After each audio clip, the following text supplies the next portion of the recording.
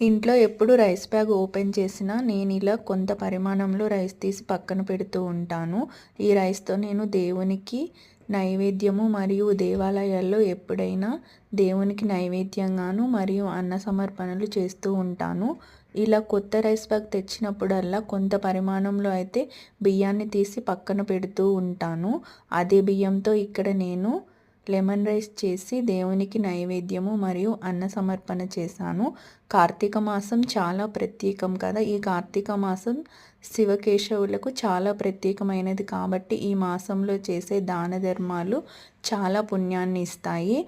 ఇలా మన ఇంట్లో నిత్యము అన్నపూర్ణాదేవి ఇలా బియ్యం రూపంలో కొలువై ఉంటారు. మనకి మహేశ్వరుడు ఎప్పుడు జ్యోతి రూపంలో దీపం జ్యోతి పరబ్రహ్మ అని చెప్పారు కదా. మన సంప్రదాయంలో పరబ్రహ్మ స్వరూపమే దీపం కాబట్టి దీపమే ఈశ్వరుడు.